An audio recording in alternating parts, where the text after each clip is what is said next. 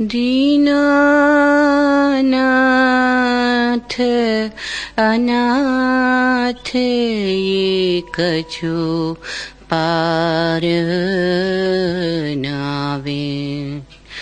बरनु कवनी जुक्ति से कछु युक्ति ना आवे। ये मन चंचल चोर है निसुपासर धावे। दीनानाथ अनाथ ये कछु पार न पावे। काम क्रोध में मिली रहो इह मन भावे। करुणामय कृपा करहूँ चरणन चीत लावे। सत संगति सुख पाय के निसुबासर गावे।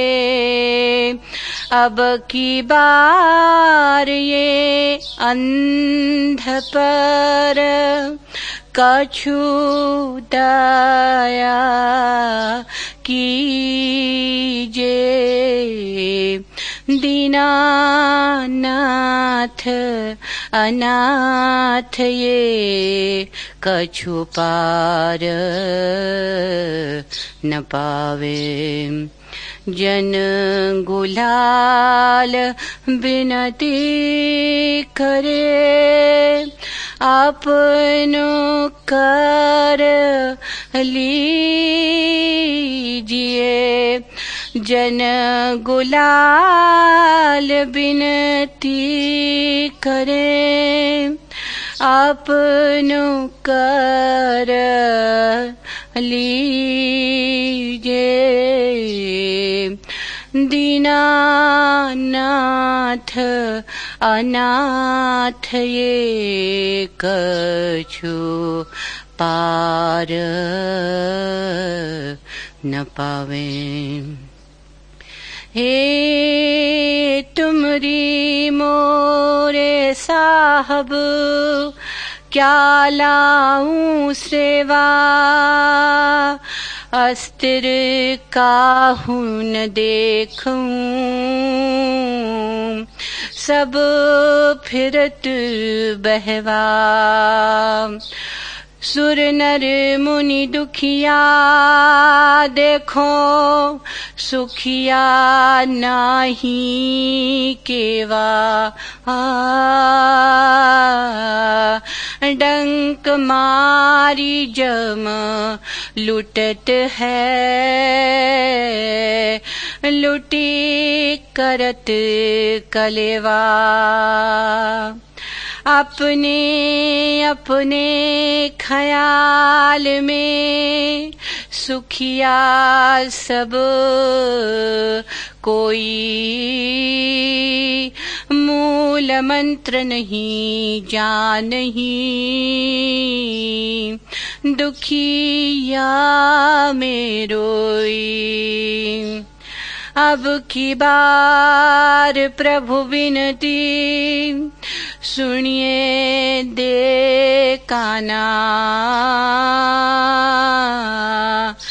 जन गुलाल बड़ दुखिया दीजिए भक्ति दाना।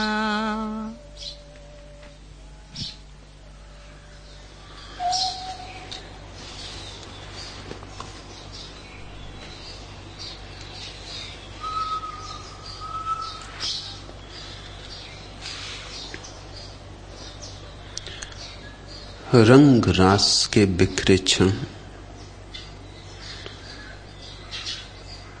रंगोली रचने के क्षण, रंग रास के बिखरे प्रण, गंध विधुर भ्रमर भीर है, स्वर गुलाल भी अधीर है। सजने के सपने थे पर धूल धूसरित अबीर है। आंसू की पिचकारी है, जीवन बदरंग भारी है। जल जल कर राख हो गए वांसंती परिमल के वन, रंग रास के बिखरे प्रण, रंगोली रचने के क्षण। विजी परिवाद खो गए, उलझान प्रतिवाद बो गए।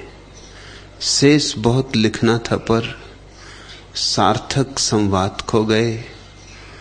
असफल संरचना लेकर जाते सब तृष्णा लेकर, अधर अधर पर अतृप्ति है, सबनम की बूंद लिए तृण।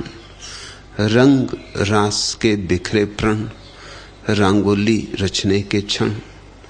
विवश मौन रागनी हुई, मसी लेखा दामनी हुई। पूनम की बेलाथी पर तमसाव्रत यामिनी हुई। दृष्टिहीन आंखें लेकर, उड़ते हथ पांखें लेकर, पीड़ा से बोझल पलकें, नैनों में शेष जागरण। रंग रास के बिखरे क्षण, रंगोली रचने के क्षण, रंग रास के बिखरे प्रण। जीवन जैसा हम जीते उसमें असफलता सुनिश्चित है, उसमें विषाद अंतिम परिणाम है, उसमें संताप का ही फल लगेगा। कोई अपवाद नहीं हो सकता। निरपवाद रूप से हमारा जीवन सुगंध को उपलब्ध नहीं होता, दुर्गंध को उपलब्ध होता है। हम सिर्फ मरते हैं, महाजीवन का हमें कोई अनुभव नहीं होता। हम व्यर्थ दो कौड़ी की बातों में उलझे रहते और समय की धार हमारे पास से गुजर जाती। हम पीठ किए रहते समय की तरफ। एक भ्रांति जिसमें प्रत्येक मनुष्य जीता है वह यह है कि जैसे मुझे मरना नहीं, जैसे सदा दूसरा मरता है।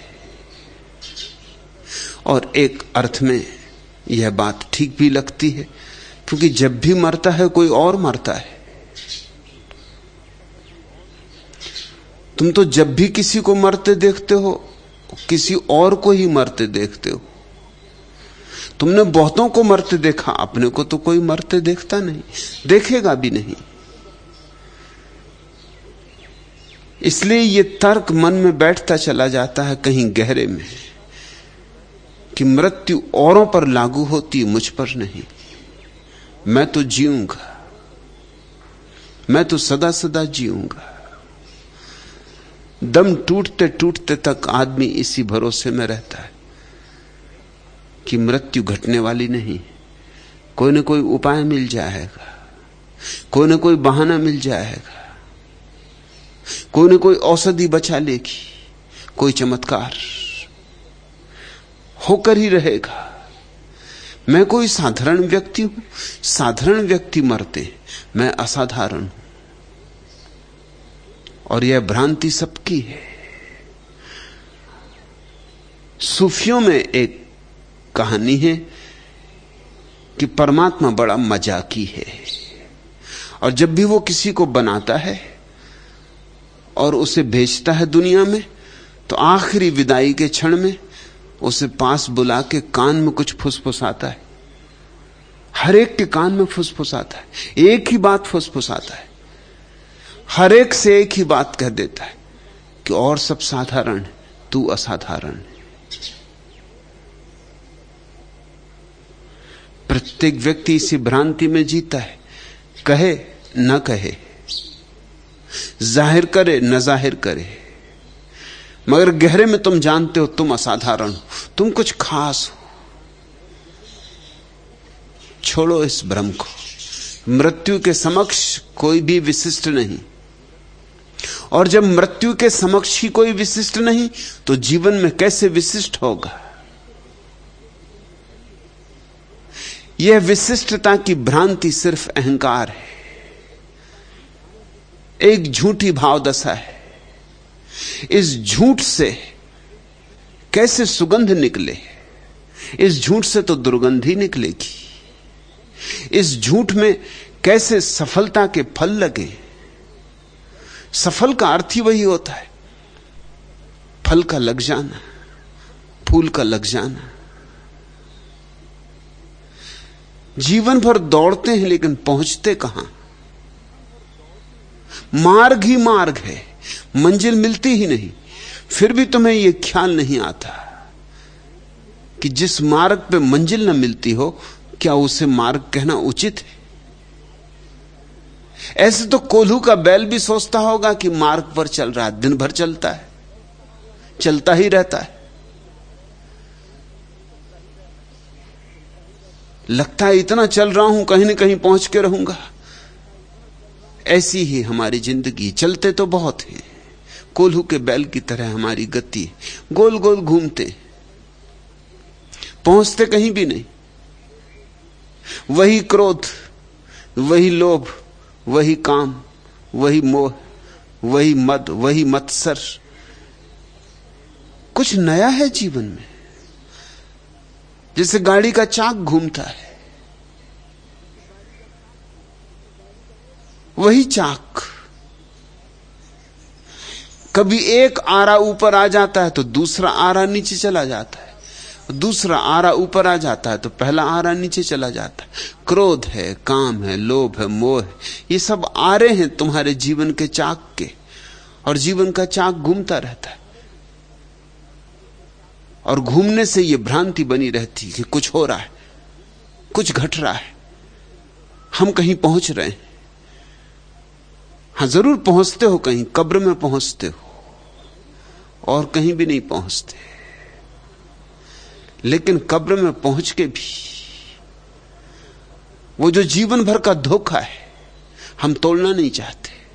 कभी कब्रिस्तान पर जाओ, कब्रों पर लगे पत्थर पढ़ो, तुम चकित होगे। मुल्ला नसरुद्दीन एक कब्रिस्तान से गुजरता था, उसने संगमरमर का एक पत्थर लगा हुआ देखा। पत्थर पे लिखा था, यहां शेख अब्दुल्ला सोए हुए, मरे अभी भी नहीं, सोए हुए। मर गए हैं मगर भ्रांति नहीं तोड़ना चाहते। मुल्ला ने पत्थर को हिला के कहा कि भैया शेख अब्दुल्ला, तुम किसको धोखा दे रहे हो? मर चुके मगर अब भी सोच रहे हो कि सो रहे हो। मृत्यु के बाद भी हमने कल्पनाएं कर रखी कि हम जिएंगे, स्वर्ग में जिएंगे, परलोक में जिएंगे। मैं नहीं कहता कि परलोक नहीं है, मगर तुम्हारी कल्पनाएं परलोक से कुछ संबंध नहीं रखती। तुम्हारी कल्पनाएं तो बस तुम जियोगे, इस भ्रांति का ही विस्तार है। तुमने जाना नहीं है कि कोई परलोक, तुमने इस लोक को भी अभी कहां जाना। मेरे पास लोग आते हैं, वो पूछते हैं कि क्या मृत्यु के बाद जीवन होता है। मैं उनसे पूछता हूं, पहले ये तो पूछो कि क्या मृत्यु के पहले जीवन होता है, फिर ये दूसरी बात पूछना। तुम अभी जीवित हो, ये तो पूछो कि मर चुके कभी के, कि पैदा ही नहीं हुए। सच तो यह है कि पैदा ही नहीं हुए। जब तक कोई ब्रह्म को ना जान ले तब तक क्या खाक जन्म हुआ। इसलिए ब्रह्म को जानने वाले को हम द्विज कहते, ब्राह्मण कहते। ब्राह्मण के घर में कोई ब्राह्मण नहीं होता पैदा, पैदा तो सभी शूद्र होते हैं। हां, जो ब्रह्म को जान लेता है वो ब्राह्मण हो जाता है। दुज तो कमाई है, ऐसी मुफ्त मिलती नहीं, पात्रता चाहिए। मगर कुछ भ्रांतियां छोड़ोगे तो ही, नहीं तो समय भागा जा रहा है, समय तुम्हें लूटे लिए जा रहा है और तुम मजे से लुट रहे हो। तुम इस ख्याल में लुट रहे हो कि तुम्हें और कोई लूट सकता है। तुम दुनिया को लूट रहे हो, तो तुम्हें यह भ्रांति नहीं हो सकती कि तुम्हें कोई लूट सकता है। लेकिन समय अदृश्य है, उसके पैरों की आहट भी सुनाई नहीं पड़ती। और एक दिन दरवाजे पे मौत को ले आता है, और जब ले आता है तब तो बहुत देर हो गई होती। चिड़िया चुग गई खेत, अब पछताए होत का। लोग पछताते हुए मरते। मेरे अवलोकन में जो व्यक्ति हंसता हुआ मर सकता है, समझना कि उसने जीवन को जाना था। जो उत्सव पूर्वक मर सकता है, समझना कि उसने जीवन को पहचाना था, वो जिया, उसका जन्म हुआ था। वह द्विज जो रोता मरता है, जो मरते मरते दम तक भी एक क्षण और जी लूं इसकी चेष्टा करता रहता है, जो मरते मरते दम भी जीवन को पकड़े रखता है, जीवन के साथ अपने को बांधे रखना चाहता है। छूट गई नाव, किनारे से टूट गए सब बंधन, मगर अभी भी अपने को अटकाए रखना चाहता है। किसी बहाने कुछ देर और सही, थोड़ी देर और सही, जीवन भर रहे तब कुछ ना किया, थोड़ी देर और रह लोगे तो क्या करोगे। कहते हैं महान सिकंदर जब मर रहा था तो उसने अपने चिकित्सकों से कहा कि मुझे 24 घंटे और जिंदा रहना है, सिर्फ 24 घंटे, क्योंकि जो मैंने जिंदगी में नहीं किया, सोचता रहा कि अभी तो बहुत जिंदगी पड़ी, वो कर लूं। उसके चिकित्सकों ने कहा यह हमारे हाथ के बाहर है, लेकिन एक बात हम आपसे कह सकते हैं कि जब आपने जिंदगी गंवा दी तो आप 24 घंटे भी गंवा देंगे। 24 घंटे की क्या बिसात। उपनिषदों में कथा है ययाति की, वो 100 वर्ष का हो गया, उसकी मौत आई। ययाति घबरा गया, सम्राट था, उसने मृत्यु से कहा दया कर, मैं तो खोया ही रहा, जो कमाने योग्य था कमाया ही नहीं, जिंदगी कब बीत गई मैंने ध्यान ही ना दिया, मैं तो व्यर्थ में उलझा रहा। मुझे 100 वर्ष और दे, इतनी दया कर। मृत्यु ने कहा कि मैं दे सकती हूं 100 वर्ष, मगर मुझे तब किसी और को ले जाना पड़ेगा। तुम्हारे 100 बेटे, उसकी अनेक रानियां थी, 100 बेटे थे, तो उनसे पूछ लो कोई जाने को राजी हो तो मैं उसको ले जाऊं तुम्हारी जगह। देखते हैं बूढ़े ययाति का अंधापन। वो अपने बेटों से पूछता है, वो बेटों के सामने गिड़गिड़ाता है कि तुम्हें मैंने जन्म दिया, क्या तुम इतना मेरे लिए नहीं कर सकते। उसे शर्म भी नहीं आती, संकोच भी नहीं होता, क्योंकि वो तो 100 साल जी लिया है। उसका कोई बेटा अभी 70 साल का है, कोई 60 का है, कोई 50 का है, कोई 40 का है। ये तो अभी 100 साल भी नहीं जिए। आखिर इनकी भी जीवेषणा है, ये भी जीना चाहते। बड़े बेटे तो इधर उधर ताक झांक करने लगे, बूढ़े हो गए थे, चालबाज हो गए थे, होशियार हो गए थे। आमतौर से बुढ़ापा सिर्फ चालबाजी लाता है, बुद्धिमानी नहीं लाता। चालाक बना देता है लोगों को, चतुर बना देता है, प्रज्ञावान नहीं। अक्सर बाल धूप में ही पकते। बहुत मुश्किल से कोई मिलेगा जिसके बाल धूप में नहीं पकते। धूप में पकने का इतना ही अर्थ है कि व्यर्थ ही समय बीत गया, तुम अन भींगे रह गए, जीवन आया और चला गया, तुम डूबे नहीं, मोती बरसे नहीं। तुम्हारे जीवन में वो घड़ी ना आई कि गुलाल की तरह कह सकते झरक दसों दिस मोती। कंकड़ पत्थर उन्हीं को इकट्ठा करते रहे। अब लगा है ढेर और मौत द्वार पे खड़ी।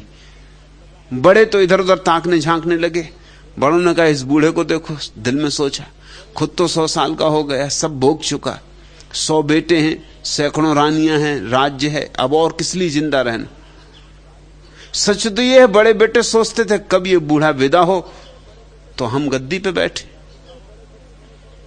ये हमको विदा करने की तैयारी कर रहा है। लेकिन सबसे छोटा बेटा खड़ा हो गया। उसकी उम्र तो अभी बहुत कम थी, वो तो कोई भी 25 साल का ही था।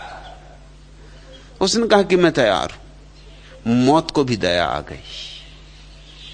मौत ने उस बेटे के कान में फुसफुसाया है कि पागल, तू देखता नहीं तेरा 100 साल का बाप भी जाने को राजी नहीं, तेरे बड़े भाई 70 साल के, 60 साल के, 50 साल के, वो कोई जाने को राजी नहीं। तू तो सबसे छोटा है, तूने अभी जिंदगी देखी कहां। तू अभी अभी तो गुरुकुल से वापस लौटा है। 25 वर्ष में तो गुरुकुल से वापस लौटते थे विद्यार्थी। तू अभी जिंदगी में भागीदार भी नहीं हुआ। तू तो अभी तक बच्चा ही था, अब जवान हुआ है। मुझे तुझ पे दया आती। उस युवक ने हंस के कहा कि मत दया करो, व्यर्थ दया मत करो।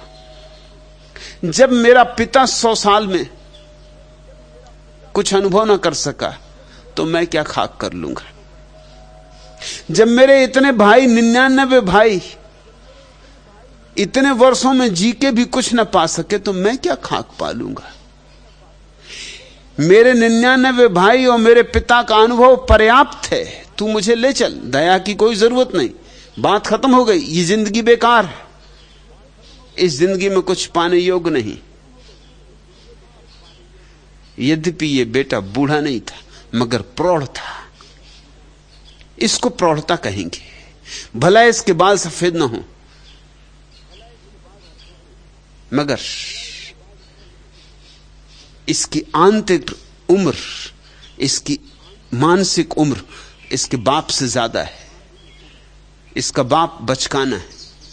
इसके बाप की उम्र 12-13 साल से ज्यादा की नहीं, उतनी ही मानसिक उम्र है। औसत आदमी की मानसिक उम्र 12 वर्ष है, ये तुम्हें पता होना चाहिए। शारीरिक उम्र कुछ भी हो, मन से लोग वहीं अटके रहते हैं 12-13 साल के करीब।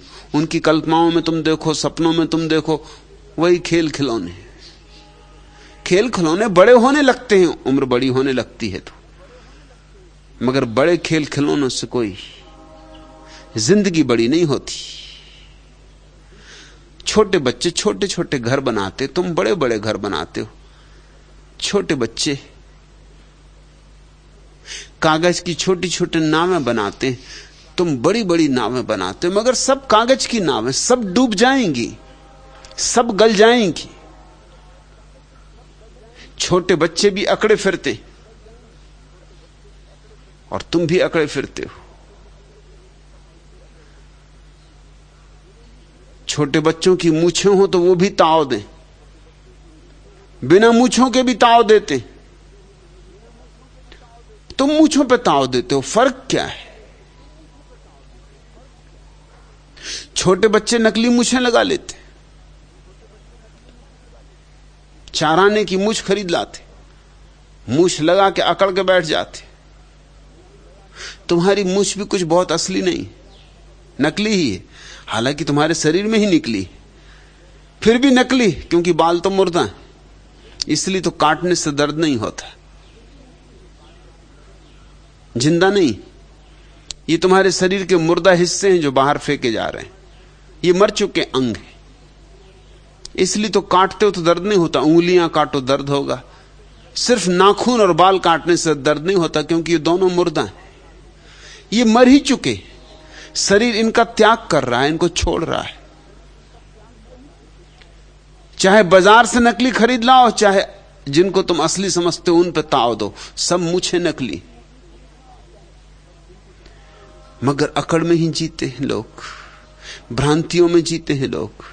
और बच्चों को तो माफ भी कर दो, बड़ों को कैसे माफ करोगे? ययाति का बेटा चला गया मौत के साथ, मौत को भी उसकी बात माननी पड़ी, बात तो सच थी।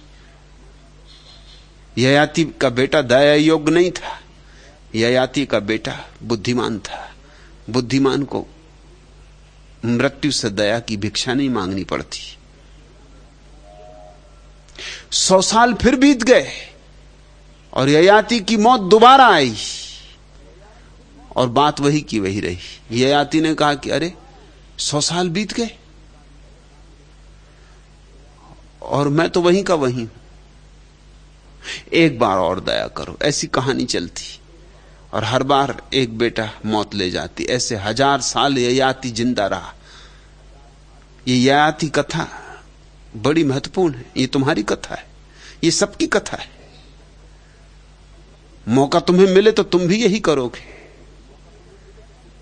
लाख कहते हो कि बेटे के लिए मर जाऊंगा, लेकिन अगर ये मौका मिले कि बेटे की उम्र तुम्हें लग जाए तो तुम बेटे को देने को राजी हो जाओगे।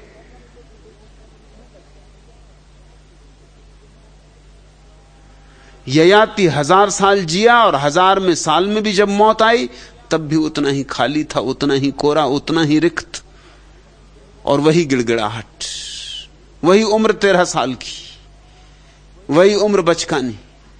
मृत्यु ने कहा बहुत हो गया, अब और नहीं। ययाति ने कहा कि नहीं, अब और मैं मांग भी नहीं रहा हूं। यद्यपि मैं अब भी खाली हूं, मगर एक बात मेरी समझ में आ गई कि मैं कितना ही मांगू, मैं खाली ही रहूंगा। मैं जैसा मूढ़ हूं, मेरी मूढ़ता जब तक नहीं टूटती, उम्र से क्या होगा, समय से क्या होगा। ठीक कहा सिकंदर के चिकित्सकों ने कि तुम 24 घंटे और जी के भी क्या करोगे। ऐसे हम कुछ कर नहीं सकते, जी तुम सकते नहीं, मगर अगर जी भी सकते होते तो भी क्या करोगे। जिंदगी गुजर गई, 24 घंटे भी गुजर जाएंगे। तुम सिर्फ भ्रांति में हो कि 24 घंटे मिल जाएंगे तुम कुछ कर लोगे। तुम भी सोचो 24 घंटे मिल जाएंगे तो क्या करोगे। शायद एक फिल्म और देखाओगे कि एक बार और शतरंज की बाजी जमा लोगे, कि एक बार रोटरी क्लब और हो आओगे। और क्या करोगे? कि रह गया होगा कोई झगड़ा तो पत्नी से और कर लोगे। मरते दम कुछ और उपद्रव रह गए होंगे तो वो और कर जाओगे। मोहल्ले वालों को सताने का कोई इंतजाम कर जाओगे। मैंने सुना एक आदमी मर रहा था, जिंदगी भर उसने लोगों को सताया और जब मरने लगा अपने बेटों को पास बुलाया और कहा कि बस एक ही मेरी प्रार्थना है कि जब मैं मर जाऊं तो मैं तो मर ही गया, अब शरीर को तो गड़ा ही दोगे, इसके पहले इसका उपयोग कर लेना। बेटों ने कहा कि बाप को आज बड़ा दया भाव हो रहा है, शायद बाप कह रहा है कि मेरी आंखों को दान कर देना अस्पताल में, या मेरी शरीर के और अंग, किडनी इत्यादि को दान कर देना। मगर ये तो बाप का ढंग ही नहीं था। बेटे तो बाप को भली भांति जानते थे। ये क्या हो गया बाप को? कहीं बुढ़ापे में अंट संट तो नहीं पकड़ा है, सन्निपात में तो नहीं। बाप सन्निपात में नहीं था। जब उसने कहा तब बेटों को पता चला। उसने कहा एक काम करना, मैं तो मर ही गया, तुम मेरे हाथ पैर काट के मोहल्ले वालों के घर में फेंक देना और पुलिस में रिपोर्ट करवा देना। सब साले बंधे हुए जाएं, बस मेरी आत्मा को ऐसी शांति मिलेगी। जाते जाते देख लूं इनको कि चले जा रहे हैं बंधे हुए, तो समझो मैं तृप्त हुआ। तुम समझ लेना कि तुमने अपने पिता के प्रति जो भी ऋण चुकाना था चुका दिया। इसको कहते हैं आत्म शांति। मरते दम भी आदमी करेगा तो वही जो उसने जिंदगी भर किया है। लाख तुम कुछ बदलने की कोशिश करो, फर्क नहीं पड़ता। ऐसी सस्ती बदलाहट होती नहीं।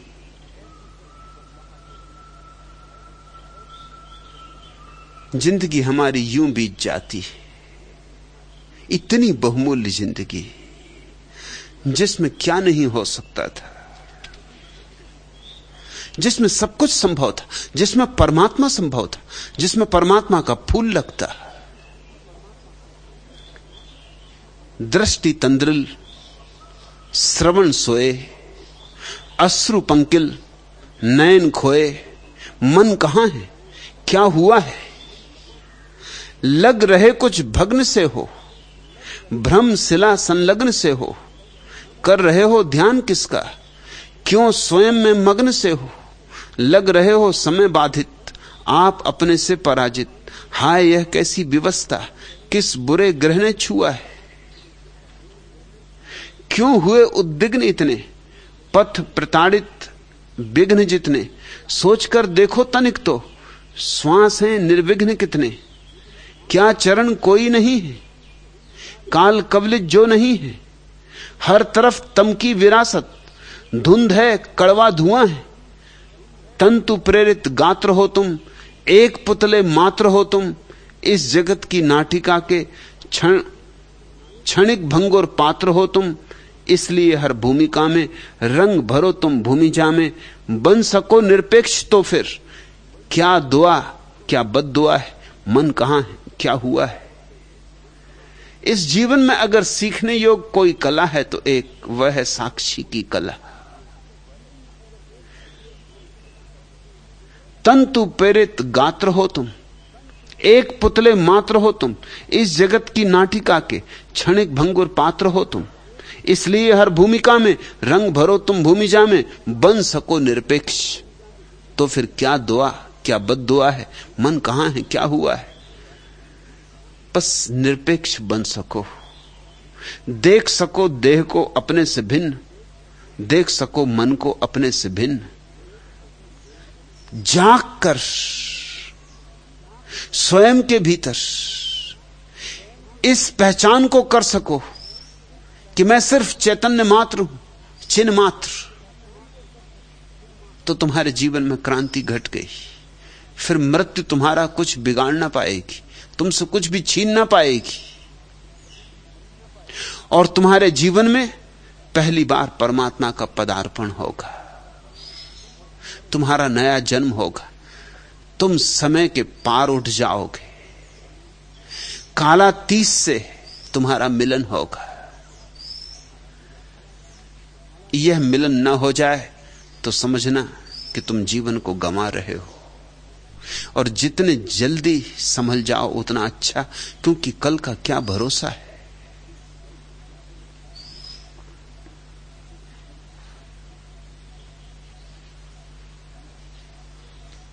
संध्या के तट के पीछे निशिकी नुपुर ध्वनि आई।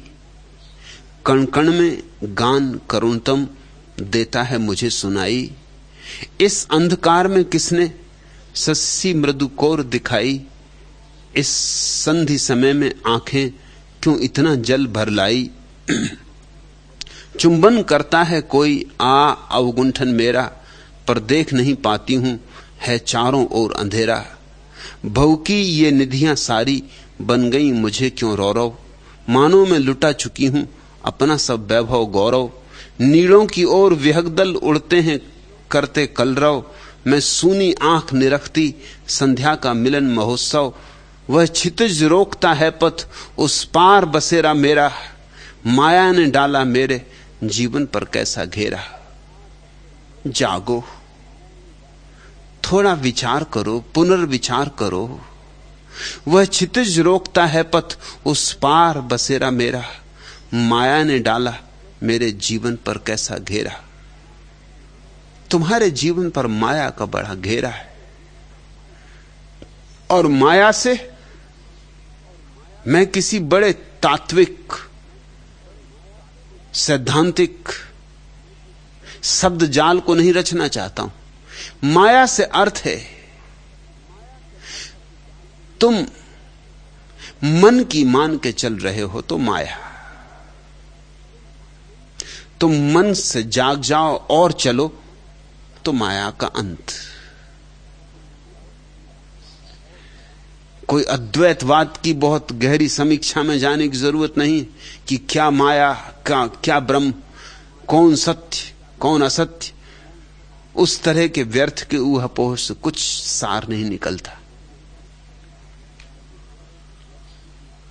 और तुम जान भी लो कि ब्रह्म सत्य जगन मिथ्या, तो भी कुछ होगा नहीं। तुम मान भी लो, कितने तो वेदांती हैं,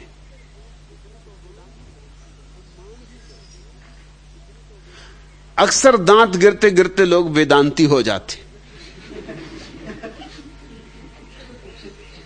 वेदांत का मतलब होता है जिनके दांत गिर गए।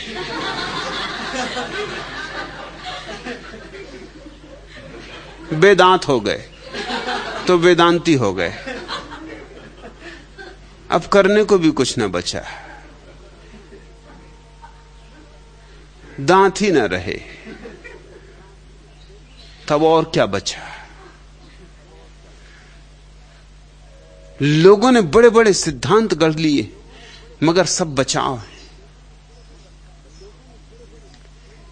माया से मेरा तो सीधा सीधा अर्थ है और वह है मन की मानकर चलना। मन जो करवाए वह करना माया, और मन से जाग जाना, भिन्न हो जाना और फिर जीना वह ब्रह्म। बात को व्यवहारिक बनाओ, धर्म को नगद बनाओ, उधार नहीं। धर्म कोई तत्व दर्शन नहीं है, धर्म जीवन रूपांतरण की प्रक्रिया है। धर्म एक कीमिया है। यह कोई मत मतांतर की बात नहीं है, यह तो जीवन को नया ढंग, नई शैली देने की व्यवस्था है। और इतना तुम कर सको तो तुम्हारे जीवन में अभी बरस जाए मोती।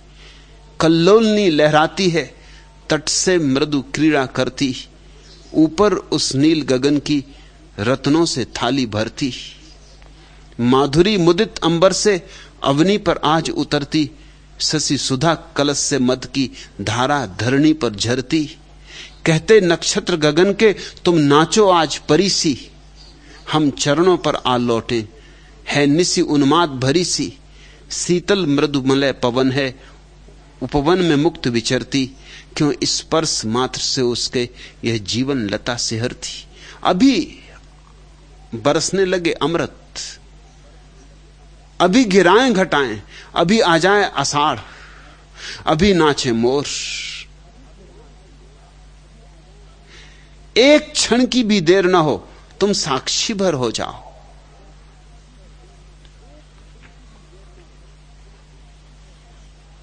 आज के सूत्र, झरक दसों दिस मोती। दसों दिशाओं में मोती झर रहे, लेकिन दिशाएं 11 हैं और गुलाल ने केवल 10 की बात कही।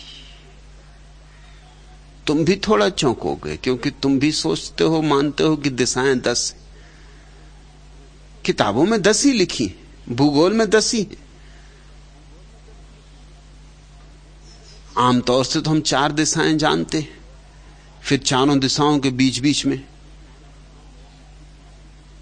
एक एक दिशा तो 8, फिर एक दिशा ऊपर और एक दिशा नीचे तो 10, मगर एक दिशा भीतर। ये 10 तो बाहर की। 11वीं दिशा अंतर यात्रा की। मगर क्यों गुलाल ने 10 की ही बात कही? क्योंकि 11वीं दिशा में तो तुम देखोगे, वहां तो तुम दृष्टा होगे। 10 दिशाओं में मोती झरेंगे, तुम दृष्टा होगे। तुम्हारे चारों तरफ झरेंगे, ऊपर से नीचे से सब दिशाओं से झरेंगे, लेकिन तुम तो मात्र दृष्टा होगे। तुम पर बूंदाबांदी होगी मोतियों की, अमृत कलश ढलकेगा,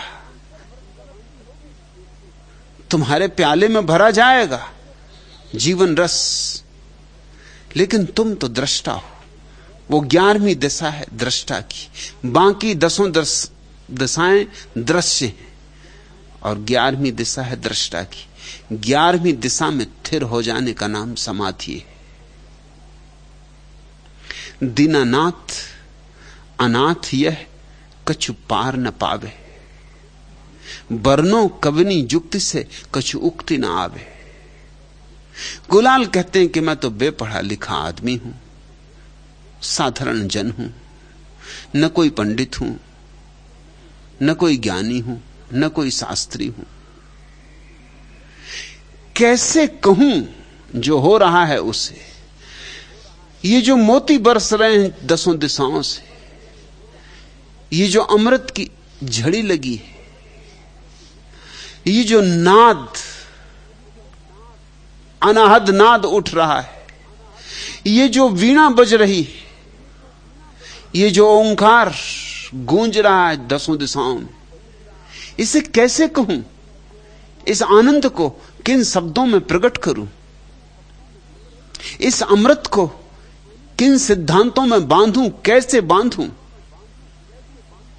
कबीर कहते हैं गूंगी केरी सरकरा, जिससे गूंगे ने मिठास चख ली, कहे तो कैसे कहे।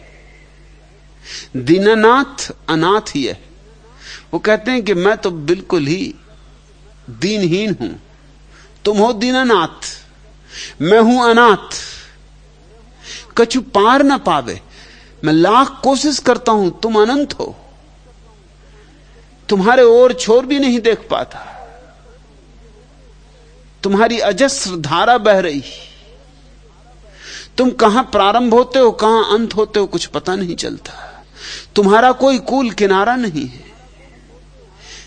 वर्णों कवनी युक्ति से, ऐसी कोई युक्ति भी मुझे नहीं आती जिससे तुम्हारा वर्णन कर सकूं, और बिना कहे भी रहा नहीं जाता। यह अपूर्व घटना प्रत्येक सिद्ध पुरुष को घटती। जो देखता है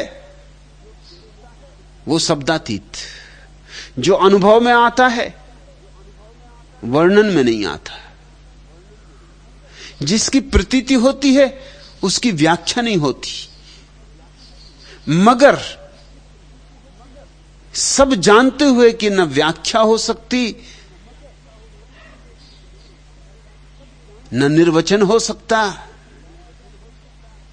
न शब्दों में बांधा जा सकता, न गीतों में गाया जा सकता, फिर भी भीतर एक आंधी उठती प्रकट करने की, चिल्ला चिल्ला के कह देने की, घर की मुंडेरों पर चढ़ जाने की, लोगों को झकझोर के समझाने की। ये दोनों बातें एक साथ घटती, इसलिए प्रत्येक रहस्यवादी संत बड़ी मुश्किल में पड़ जाता है। एक तरफ अड़चन कि जो अनुभव में है कहा नहीं जा सकता, और दूसरी अड़चन कि बिना कहे रहा नहीं जा सकता, कहना ही पड़ेगा, अनिवार्य रूपेण कहना पड़ेगा, चुप रहा नहीं जा सकता। भीतर जो घुमड़ रहा है वो फूटना चाहता है, वो विकीर्णित होना चाहता है। दिया जलेगा तो किरणें फैलेंगी, और फूल खिलेगा तो गंध उड़ेगी, और सूरज निकलेगा तो पक्षी गीत गाएंगे ही गाएंगे, और पृथ्वी जागे ही जागेगी, और वृक्ष रात भर के सोए पुनः अंगड़ाई लेंगे। जैसे ये स्वाभाविक है वैसे ही ये भी स्वाभाविक है। जैसे प्यासे आदमी को जल मिल जाए, पी ले, तृप्ति हो, मगर कैसे बताए तृप्ति को। और ये जल कोई साधारण जल तो नहीं, जन्मों जन्मों से तलाशते थे, वो मिला नहीं। और इतने पास था, पास से भी पास था, हाथ भी बढ़ाने की जरूरत न थी, सिर्फ साक्षी होने की जरूरत थी। और कहना इसलिए भी अनिवार्य हो जाता, अपरिहार्य हो जाता है कि लोग टटोल रहे हैं, इसी को टटोल रहे हैं। चारों तरफ लाखों लाखों लोग, करोड़ों करोड़ों लोग इसी को टटोल रहे हैं जो उनके भीतर है, इसी को खोज रहे हैं, भाग रहे हैं, दौड़ रहे हैं। और वो उनके भीतर पड़ा है। जिस हीरे की तलाश चल रही,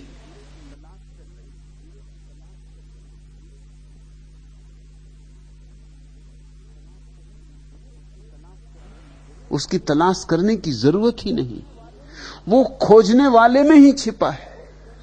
उसकी खोज करना ही भ्रांत है, उसकी खोज में जाना दूर निकल जाना है।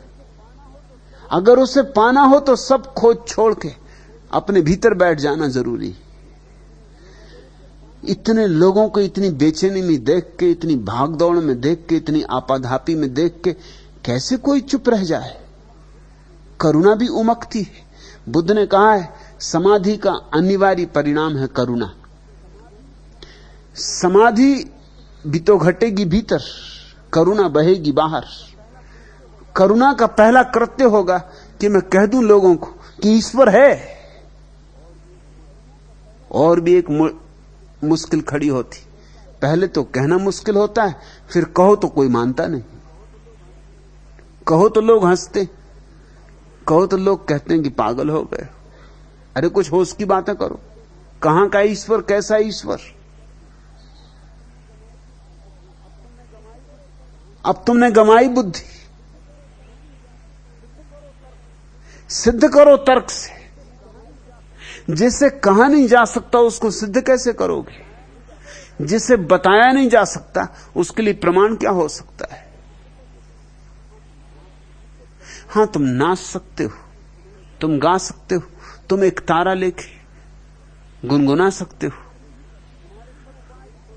तुम्हारे सब उपाय छोटे मगर करने ही पड़ेंगे, जानते हुए कि छोटे हैं, ओछे, करने ही पड़ेंगे।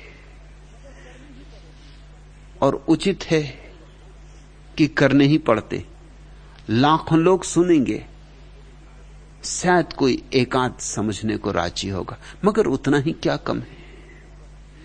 इस पृथ्वी पर एक व्यक्ति भी जब परमात्मा के निकट सरकता है तो सारी पृथ्वी की चेतना परमात्मा के निकट सरक जाती, पता चले ना चले।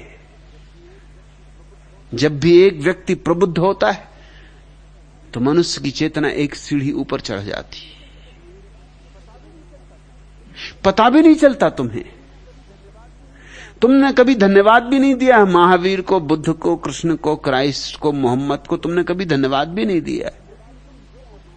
लेकिन तुम जो कुछ हो आज उनकी अनुकंपा से हो। काश हम ये 10-15 नाम पृथ्वी के इतिहास से अलग कर दें,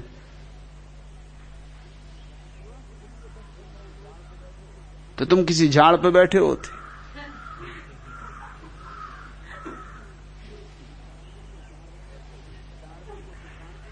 डार्विन को सिद्धांत नहीं खोजना पड़ता कि मनुष्य बंदर से विकसित हुआ है, मनुष्य बंदर ही होता। आखिर तुम्हारे बहुत से पूर्वज अभी भी झाड़ों पे बैठे ही।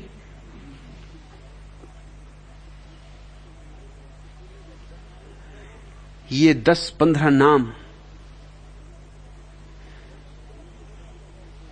जिनके प्रति तुमने कोई अनुग्रह भी प्रकट नहीं किया है, और किया भी होगा तो औपचारिक भर। जैन घर में पैदा हुए हो तो जाके महावीर की मूर्ति पर सिर टेक आते हो, न कोई भाव है, न कोई आनंद है, न तुम रसमग्न हो। जाना था, जाना पड़ा है तो चले गए हो। सब जा रहे हैं, ना जाओ तो अच्छा नहीं लगता। धार्मिक कहलाने का भी एक अहंकार है, वो भी तृप्त हो जाता है। बुद्ध घर में पैदा हुए हो तो बुद्ध की मूर्ति को नमस्कार कर लेते हो, और हिंदू घर में पैदा हुए हो तो कृष्ण की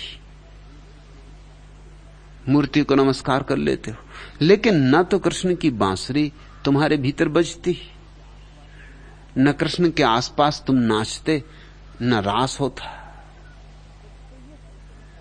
सच तो यह है कि अगर हिंदू से ठीक से पूछो, खोदबीन करके, अगर वो ईमानदार हो तो वो कृष्ण के पूरे जीवन को मानने को राजी भी नहीं होगा, उसमें काट छांट कर देगा।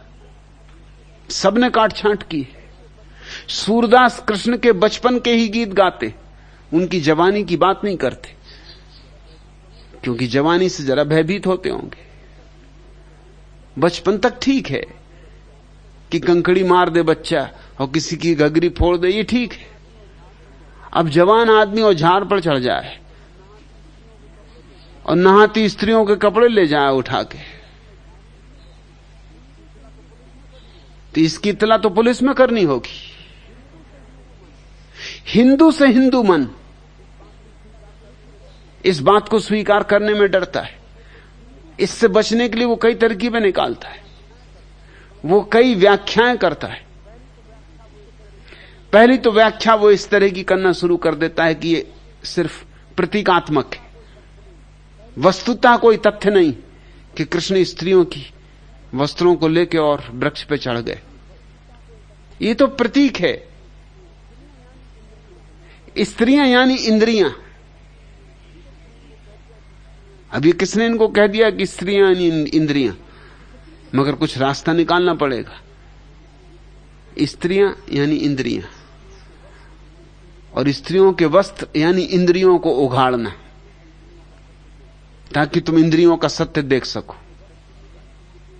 खूब तरकीब निकाली, तुमने बात ही झुटला दी। तो कृष्ण की 16,000 रानियां, हिंदू से हिंदू मन भी थोड़ा चिंतित होता है, थोड़ा बेचैन होता है, थोड़ी असुविधा अनुभव करता है कि कैसे स्वीकार करो 16,000 रानियां। ये तो जरा बात गड़बड़ होती मालूम होती। अरे एक हो दो हो ठीक है, और मुसलमान भी रहे होते तो भी 4, मोहम्मद ने भी बहुत हिम्मत की तो 9, मगर 16,000। तो कुछ रास्ता तो निकालना पड़ेगा। हालांकि ये ऐतिहासिक तथ्य है और घबराने जैसा नहीं है कुछ। निजाम हैदराबाद की 500 स्त्रियां आ भी थी 50 साल पहले। अगर 50 साल पहले निजाम हैदराबाद की 500 स्त्रियां हो सकती हैं, तो मामला कुछ बहुत बड़ा नहीं है। 16,000 मतलब 32 गुनी, 132 का गुणा कर दो। और निजाम हैदराबाद की हैसियत से कृष्ण की हैसियत 32 गुनी तो माननी ही पड़ेगी। निजाम हैदराबाद की क्या हैसियत है। उन दिनों जितनी स्त्रियां होती तुम्हारी, उससे अंदाज लगता था कि तुम कितने समृद्ध हो। और कोई रास्ता नहीं था समृद्धि के नापने का। स्त्रियां एक तरह के सिक्के थी कि तुम्हारे पास कितने सिक्के।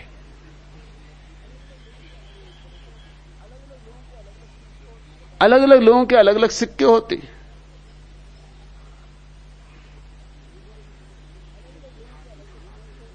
एक देहात में एक आदमी नए खुले बैंक में उधार लेने गया।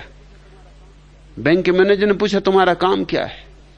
उसने कहा, मैं गाय बैल बेचने का काम करता हूं। तुम्हारे पास कितने गाय बैल हैं? उसने कहा 500। ठीक है, उसको कुछ ज्यादा चाहिए भी नहीं था, केवल 2,000 रुपए उधार मांग रहा था। 2,000 उसने उधार दे दिए। 2 महीने बाद वो आके पैसे चुका गया।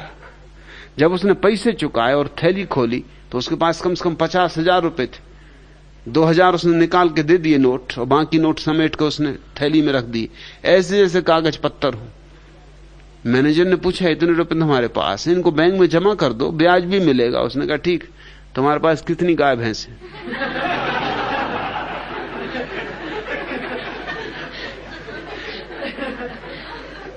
जब 2,000 उधार दिए तो 500 गाय बैल गाय भैंसे, तो 50,000 रुपए दे रहा हूं। गाय भैंसे कहां है?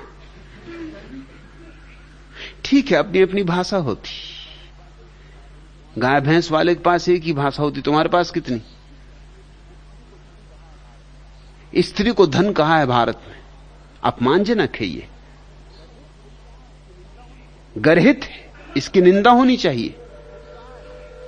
लेकिन अगर धन कहा है तो फिर धन मापदंड हो जाता था।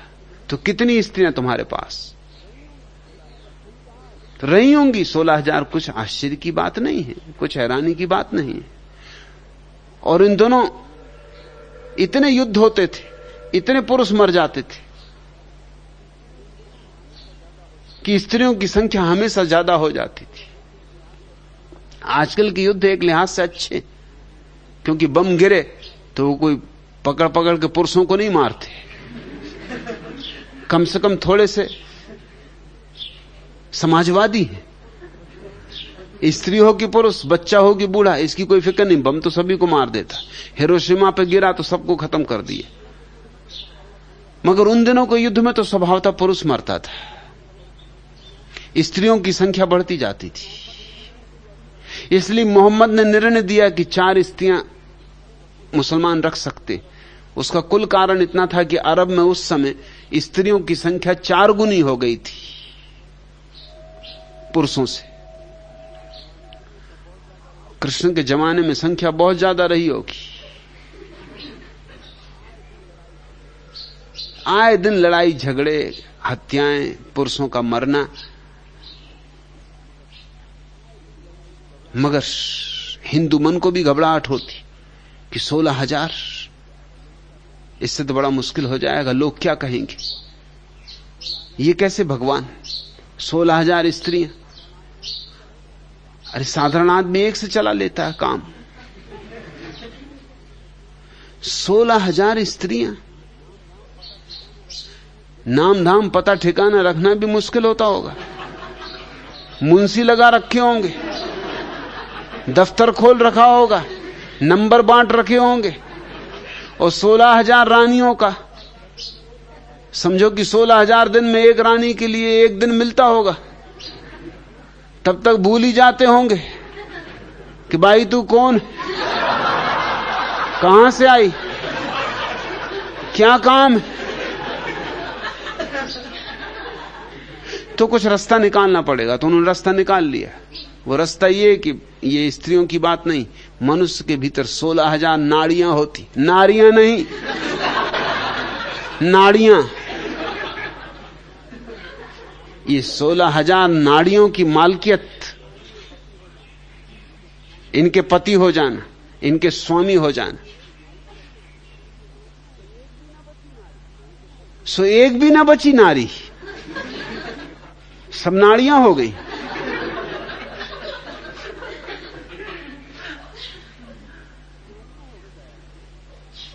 कुछ तो दया करो, कम से कम 2-4 तो नारियां रहने देते। तुमने सभी नाड़ियां कर दी।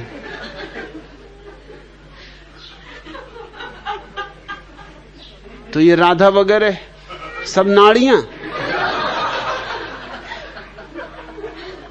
तो ये सब मूर्तियां वगैरह, मंदिर इत्यादि सब झूठ। मगर स्वीकार करने की कठिनाई, बेचैनी, तो समादर क्या खाक करोगे, स्वीकार करने में ही डरते हो। श्वेतांबर जैन कहते हैं कि हां, महावीर नग्न थे, मगर वस्तुतः नग्न नहीं थे, क्योंकि नंगा मानना जरा जचता नहीं। कि अपने स्वामी, अपने भगवान और नंगे, मगर कोई रास्ता निकालना पड़ेगा। थे तो वो नंगे ही। ऐसा नंगे होने में कोई खराबी भी नहीं है। परमात्मा सभी को नग्न ही बनाता है। वो सहज निर्दोष व्यक्ति हो गए, वस्त्रों की कोई जरूरत न रही, क्योंकि छिपाने को कुछ बचा नहीं, छिपाने योग कुछ नहीं बचा। छोड़ दिए होंगे वस्त्र, कोई इसमें हैरानी की बात नहीं है। मगर मन में कचोट होती, और फिर नग्न को पूजना। फिर बच्चे पूछते हैं कि दद्दू ये महावीर स्वामी नंगे खड़े हो, इतनी सर्दी पड़ रही, कम से कम पजामा पहनाओ, कोट पहना दो, एक झग्गा तो कम से कम डाल ही दो। ये नंगे क्यों खड़े? तो श्वेतांबरों ने एक तरकीब खोज ली कि वो नग्न नहीं थे, सिर्फ दिखाई पड़ते नग्न। कैसी खोजी तरकीब उन्होंने? ये खोजी कि जब उन्होंने वस्त्र छोड़ दिए तो देवता आकाश से उतरे और उन्होंने अदृश्य वस्त्र दिए, तो वो दिखाई नहीं पड़ते। वस्त्र हैं तो, मगर दिखाई नहीं पड़ते। दैवी वस्त्र, अदृश्य। अब उन्होंने तरकीब खोज ली। अदृश्य हैं, श्वेत हैं, इसलिए वे श्वेतांबर कहलाते।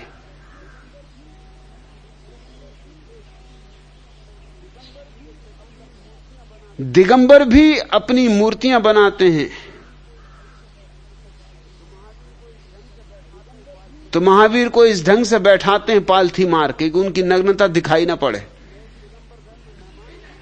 मैं एक दिगंबर घर में मेहमान था, बड़ा सुंदर चित्र महावीर का लगा था। मैंने कहा चित्र तो बहुत सुंदर है, मगर चालबाजी इसमें। उन्होंने कहा क्या चालबाजी? महावीर को दिखाया है एक वृक्ष की आड़ में खड़ा हुआ, और वृक्ष की शाखाएं इस तरह दिखाई हैं कि शाखाओं ने लंगोटी का काम कर दिया।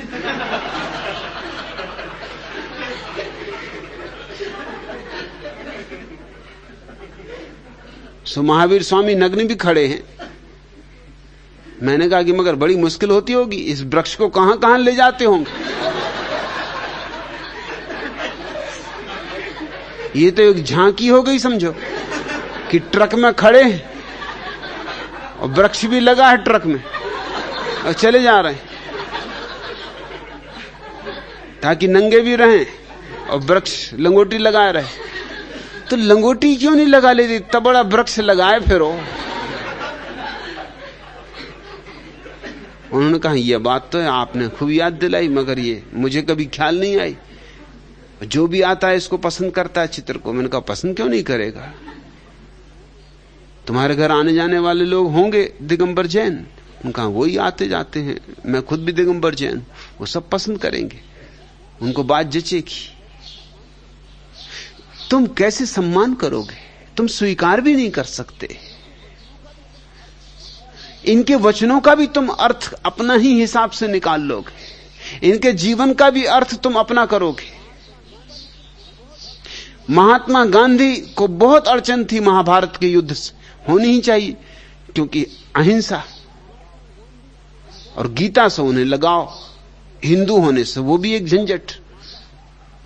तो गीता को कहें माता, मगर माता का जन्म हुआ युद्ध में।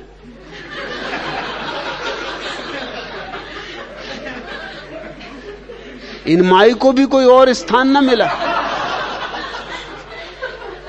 युद्ध के मैदान में जन्मी। अब उनको बड़ी अड़चन थी। गांधी के जीवन में जीवन भर अड़चन रही, क्योंकि थे तो वो हिंदू, मगर परे जैन प्रभाव में। गुजरात की वो हालत है, गुजरात है तो हिंदू, मगर प्रभाव जैन है, भारी प्रभाव जैन है। तो गुजराती घर का न घाट का। अब बाकी तुम समझ लो, वो ना तो हिंदू है ना जैन, वो दोनों के बीच में अटका है। अब महात्मा गांधी ये भी नहीं कह सकते कि गीता गलत है क्योंकि हिंदू, और ये भी नहीं मान सकते कि युद्ध कृष्ण और युद्ध करवाएं, ये तो बात ही गलत हो जाएगी। हां, सत्याग्रह करवाते, अनशन करते, जेल भरते, घिराव करते, और कुछ भी करते, मगर युद्ध। और बेचारा अर्जुन तो भाग के जैन मुनि होने की तैयारी कर रहा था। वो यही तो कह रहा था कि महाराज मारने में क्या सार है। अरे क्षुद्र वस्तुओं के लिए, धन के लिए, पद के लिए, प्रतिष्ठा के लिए हत्या करनी, हिंसा करनी, पाप करना, इससे तो मैं सन्यासी हुआ जाता हूं। जंगल में बैठेंगे और मंगल करेंगे, इस युद्ध में क्या रखा है? उसके शिथिल गात और उसका गांडीव गिरने लगा और कृष्ण ने उसे भड़काया, समझाया, बुझाया कि नहीं बेटा, जूझो, परमात्मा की जो मर्जी वो पूरा करो। अब ये कैसे पक्का कि परमात्मा की यही मर्जी कि जूझो?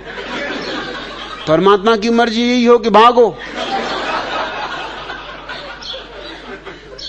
ये कौन जिम्मा ले कि परमात्मा की मर्जी क्या है? परमात्मा कृष्ण से बोल रहा है कि अर्जुन से, किसको पता? अगर महात्मा गांधी से पूछो तो उनको तो लगेगा कृष्ण से तो नहीं बोल रहा है वो अर्जुन से ही। मगर ये कहने की हिम्मत कैसे जुटाएं? तो फिर तरकीब निकालनी पड़ती। तो तरकीब यह है कि युद्ध कभी हुआ नहीं, युद्ध तो केवल परिकल्पना है, एक मेटाफर, एक प्रतीक मात्र। प्रतीक है अच्छाई और बुराई के बीच युद्ध का, कोई ऐतिहासिक युद्ध नहीं। ये तो मनुष्य के अंतरतम का युद्ध है, जहां बुराई और भलाई में युद्ध हो रहा है। कौन बुरा है कौन भला है? गांधी से किसी ने पूछा नहीं कि बुरा भला कौन? दुर्योधन और कौरव बुरे हैं और पांडव अच्छे। ये सब पांडव जुआरी थे।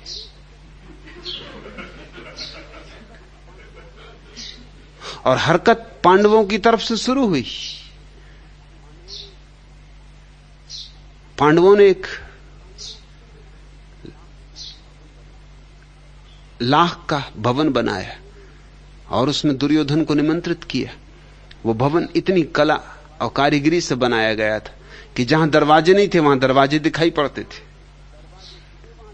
और जहां दरवाजे थे वहां दरवाजे ने दीवार दिखाई पड़ती थी। स्थापत्य कला का एक नमूना रहा होगा। इस तरह बनाया जा सकता है। अभी मेरे पास किसी ने भेंट भेजी अमेरिका से, एक छोटा सा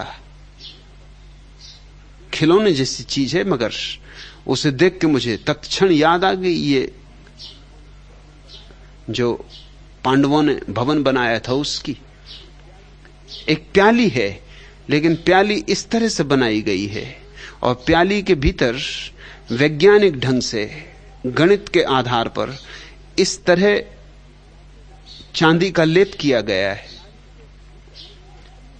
कि प्याली के भीतर किसी चीज को तुम रख दो तो वो भीतर नहीं दिखाई पड़ती, वो प्याली के ऊपर दिखाई पड़ती। प्याली से पड़ती हुई किरणें उस चीज से इस तरह टकराती हैं कि उसका प्रतिबिंब ऊपर बन जाता है। तुम अगर दूर से देखोगे तो तुम बड़े चकित हो जाओगे।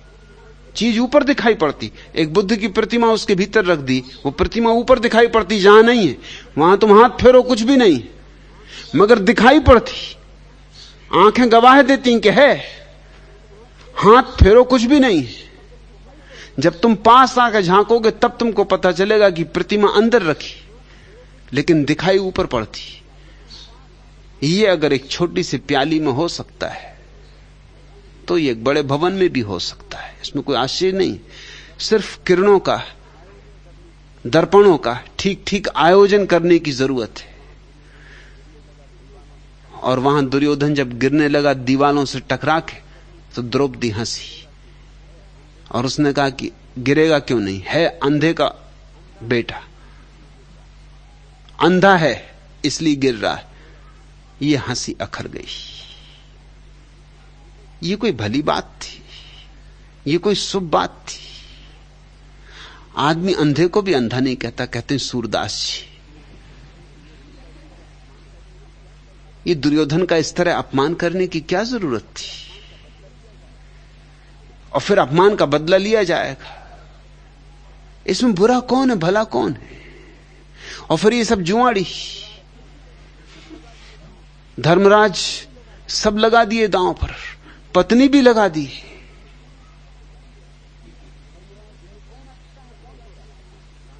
इनमें कौन अच्छा है कौन बुरा है?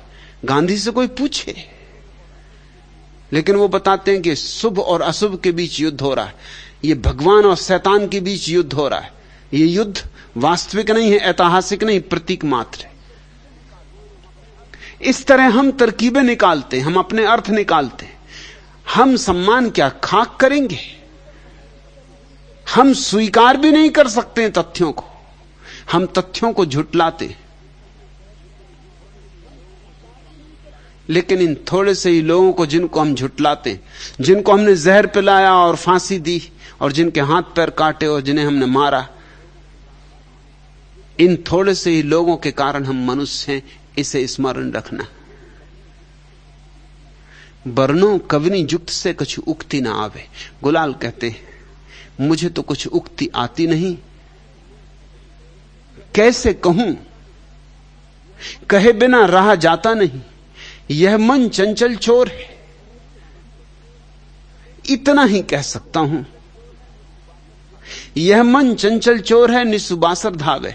लोगों से मैं यही कह रहा हूं, यही कह सकता हूं कि इस चंचल मन से बचो, क्योंकि जब तक मैं इसमें उलझा था मैंने परमात्मा को नहीं जाना। तब तक ये मोतियों की झड़ी लगी थी, मुझे दिखाई ना पड़ी। मैं अंधा रहा, आंख के रहता अंधा रहा, कान के रहते बहरा रहा, हृदय के रहते मैंने प्रेम नहीं जाना, भक्ति नहीं जानी। कारण को केवल एक था, यह मन चंचल चोर है, निसुबासर धाव है। यह मन बिल्कुल चोर है, बेईमान है, धोखेबाज है। ये 24 घंटे हमले कर रहा है, निस्वासर। ये तुम्हें हर तरफ से लपेटे हुए है, और इसके जाल ऐसे हैं एकदम से समझ में नहीं आते। ये बड़ा तार्किक है, ये अपनी हर चीज के लिए तर्क देता है। मुल्ला नसरुद्दीन की पत्नी ने एक बार अचानक नसरुद्दीन के ऑफिस में प्रवेश किया। सामने ही देखा कि मुल्ला की खूबसूरत स्टेनो मुल्ला की गोद में बैठी हुई। पत्नी तो क्रोध से तमतमा उठी। मुल्ला ने देखा कि पत्नी भड़कने ही वाली, तो जोर से स्टेनो को धक्का देते हुए बोला, सुनो जी, ऑफिस में स्टूल और चेयर्स की कमी है ठीक, मगर इसका यह मतलब तो नहीं कि तुम मेरी गोद में बैठो। अरे खड़े होकर नोट्स लो। मन तरकीबें निकाल लेता है, तत्क्षण तरकीबें निकाल लेता है, हर हालत में तरकीबें निकाल लेता है। तुम जरा देखना तुम्हारा मन कैसे कैसी तरकीबें निकालता है, तुम कैसे कैसे बहाने खोजते हो। मैंने सुना मुल्ला नसरुद्दीन एक बगीचे में चोरी करने घुस गया। जा रहा था रास्ते से, दरवाजा खुला पड़ा था, पहरेदार था नहीं। पके हुए फल, लाट टपक गई उसकी।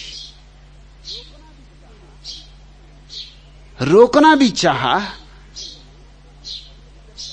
कि ये ठीक नहीं है, तो भीतर से आवाज आई, क्या ठीक नहीं?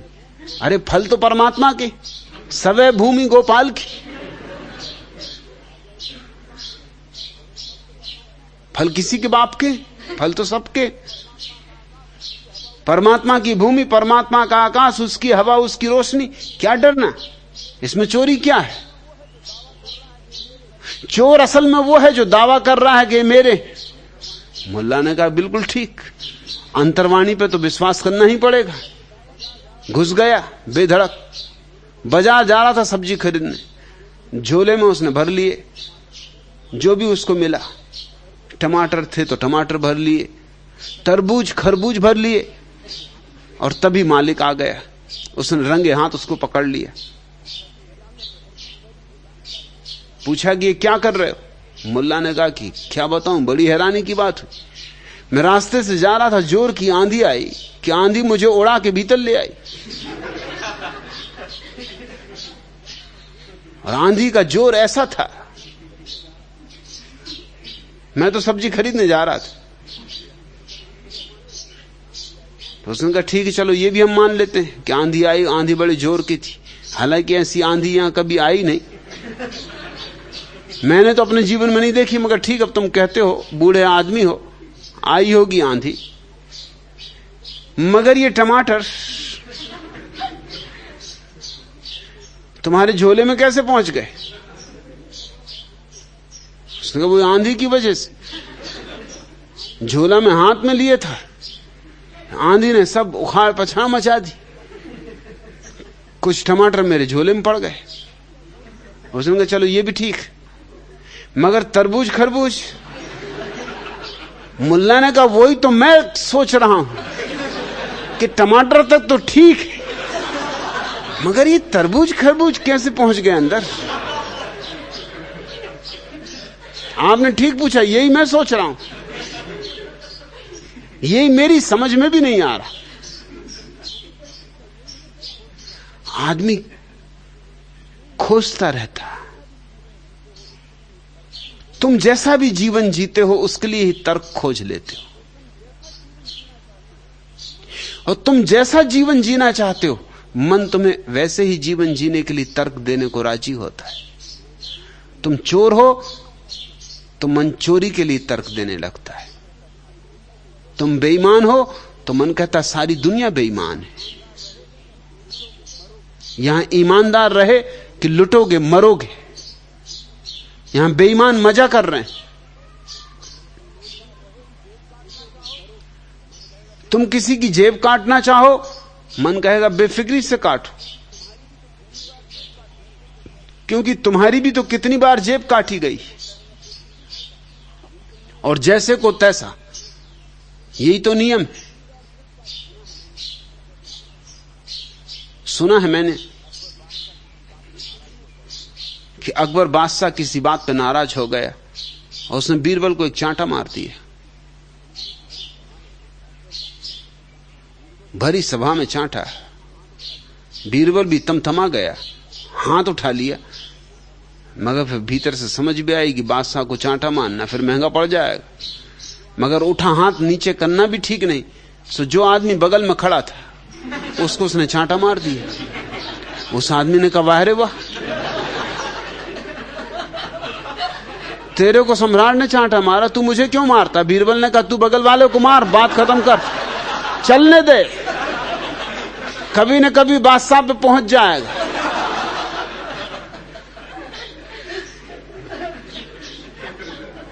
हम तरकीबें खोज लेते। तुम्हें दफ्तर में मालिक ने बहुत परेशान किया, उससे तुम कुछ नहीं कह सकते, वहां तो तुम कहते हो जी हजूर, जी हजूर, बिल्कुल ठीक। मरा आके पत्नी पे टूट पड़ते हो, और तुम कभी नहीं सोचते कि ये बीरबल वाली कहानी दौड़ रही, मगर तुम तरकीब खोज लोगे। रोटी जली हुई मिलेगी, आज रोज वही रोटी मिलती थी, यही पत्नी, सब्जी में नमक नहीं, हजार उपद्रव तुम खोज लोगे, आज रोज यही होता था। मगर कभी तुमने इसमें कोई गड़बड़ न देखी थी। आज तुम देखना चाहते हो, आज तुम चाहते हो कि पत्नी को फांस के इसकी छाती पर चढ़ बैठो। आज जो मालिक से नहीं कर सके हो वो इसको करके दिखा देना चाहते हो, मगर तुम साफ नहीं कर पाओगे कि तुम्हारा मन एक जाल फैला रहा है। और पत्नी तुमसे कुछ न कहेगी, पति हो, परमात्मा हो, पतिदेव से क्या कहना। और भारत में तो बिल्कुल ही नहीं कुछ कहा जा सकता, पश्चिम में मामला बदल गया है।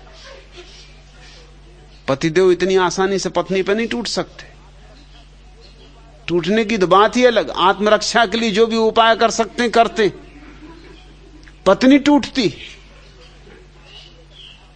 पश्चिम में पत्नियां तकिए मारती हैं, सामान फेंकती हैं। यहां भी कुछ पत्नियां जो जरा विकसित हो गई, प्रगतिशील जिनको कहें। मुल्ला नसरुद्दीन से मैंने पूछा कि कैसी चल रही,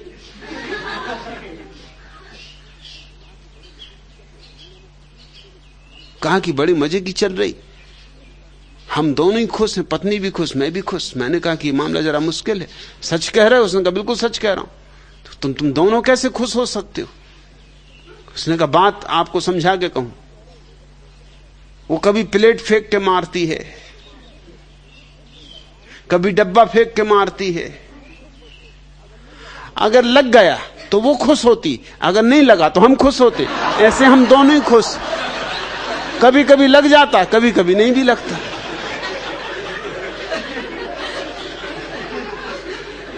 50-50 उन्होंने कहा कि दोनों मजे में, ठीक चल रही।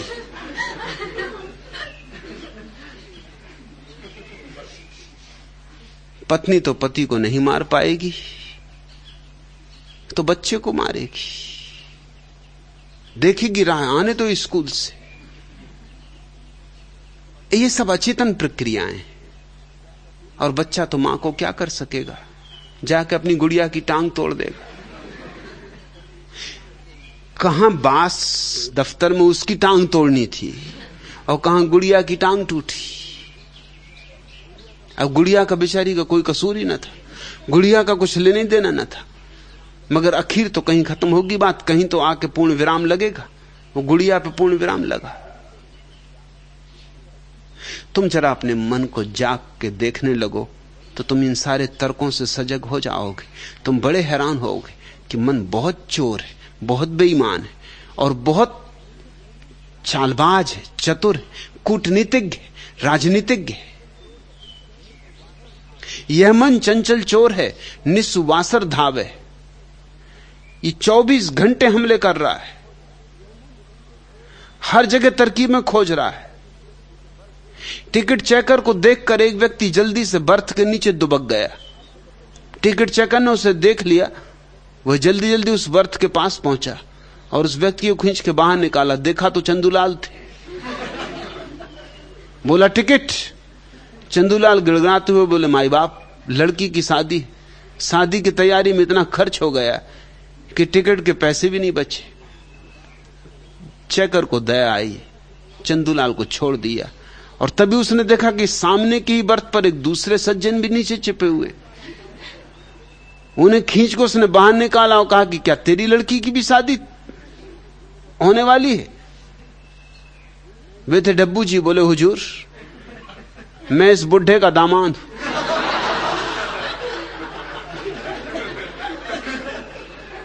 कोई ना कोई रास्ता तो निकालना ही पड़ेगा। और मन रास्ते निकालने में कुशल है, अति कुशल है। जब तक तुम मन की राजनीति ना समझोगे, और मन की राजनीति बड़ी राजनीति है, वो बाहर के राजनीतिक तो कुछ भी नहीं।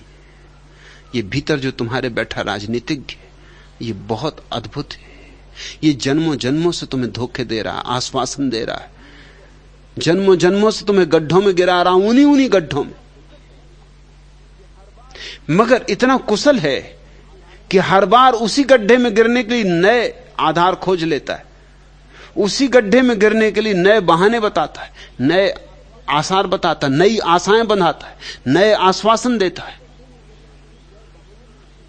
वही गड्ढा जिसमें तुम कई बार गिर चुके हो और निर्णय कर चुके कि अब नहीं गिरूंगा, बहुत हो गया, आखिर एक सीमा होती, मगर फिर वही गड्ढा सामने आता है और मन फिर कोई नई तरकीब खोज लेता और कहता है एक बार तो और देख लो,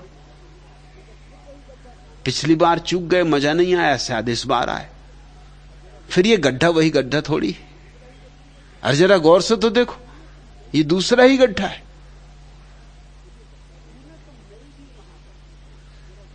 भूलें तुम नई भी कहां करते हो, वही पुरानी भूलें। कसमें कई बार खा चुके मगर किए चले जाते हो। जरूर मन बहुत कुशल होगा। मन कुशल विक्रेता है, वो हर चीज को बेच देता है। वो जो चीज भी चलाना चाहे चला देता है। तुम्हें खोटे सिक्के पकड़ाए रखता है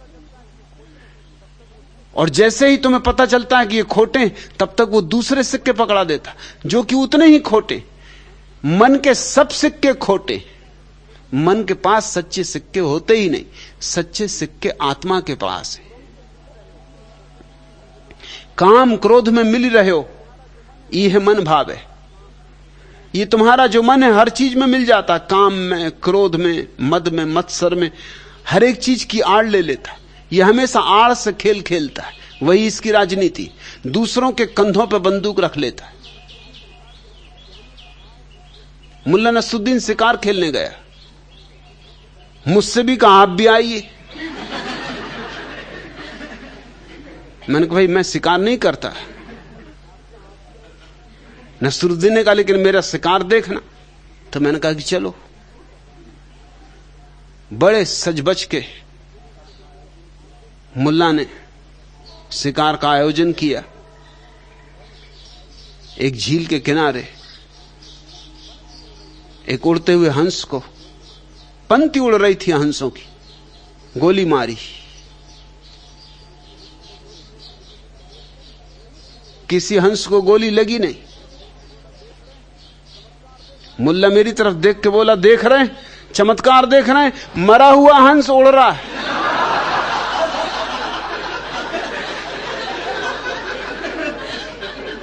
इसके पहले कि मैं कहूं कि गोली लगी नहीं, वो मुझसे बोला कि देख रहे हैं, चमत्कार, इसको कहते शिकार। हंस मर भी गया और उड़ रहा है।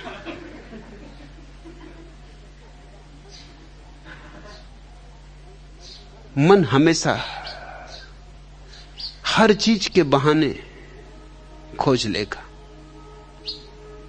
जिसको जीवन में क्रांति लानी, उसे हर बहाने को पहचान लेना होगा, ठीक ठीक पहचान लेना होगा, ताकि दोबारा वही बहाना ना खोजा जा सके।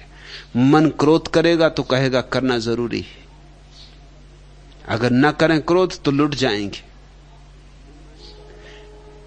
मन बेईमानी करेगा तो कहेगा करना जरूरी है, और ये कोई बड़ी बेईमानी? दुनिया में बड़ी बड़ी बेईमानियां चल रही हैं, तो कुछ भी नहीं, ये तो जीवन व्यवहार है। मन झूठ बोलेगा तो कहेगा कि बोलना जरूरी है, ये तो केवल औपचारिकता, शिष्टाचार है। काम क्रोध में मिली रहो, यह मन भावे। हर चीज के पीछे छिपा है मन, और मन को यह बात बहुत भाती, ये छिपा हुआ खेल, क्योंकि तुम उसे सीधा पकड़ भी नहीं पाते।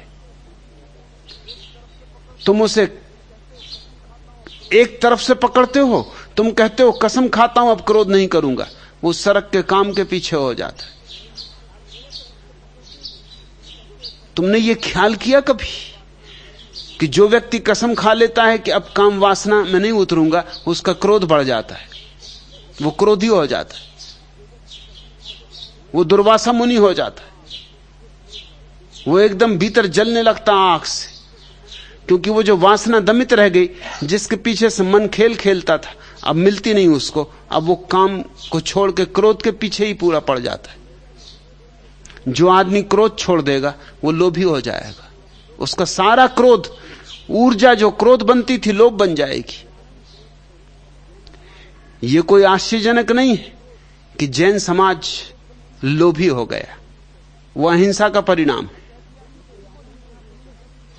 महावीर ने कह दिया कि बिल्कुल हिंसा नहीं करनी, तो मन जो हिंसा करने के पीछे छिपा था, उसने दूसरी तरकीब खोज ली, वो धन के पीछे पड़ गया।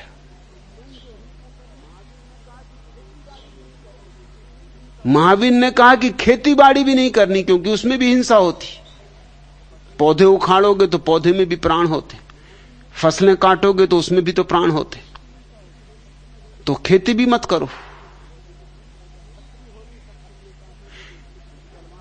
छत्री हो नहीं सकते क्योंकि तलवार उठानी पड़ेगी। कृषक हो नहीं सकते क्योंकि उसमें हिंसा होती। शूद्र कौन होना चाहता है, क्योंकि मलमूत्र कौन ढोएगा। ब्राह्मण घुसने नहीं देंगे तुम्हें कि तुम ब्राह्मण हो जाओ।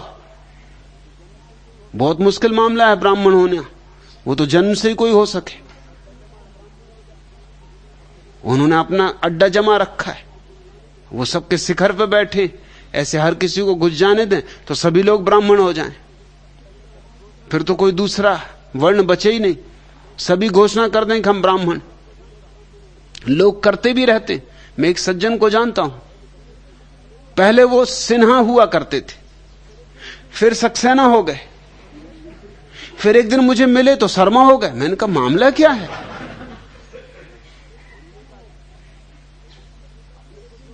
उन्होंने कहा कि अपने को जो रुचे। अरे किसी ने ठेका लिया, सक्सेना सिन्हा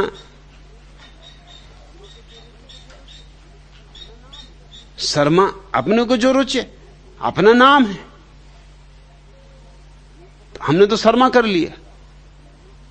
मैंने उसका तुम्हें मालूम है शर्मा का मतलब क्या होता है?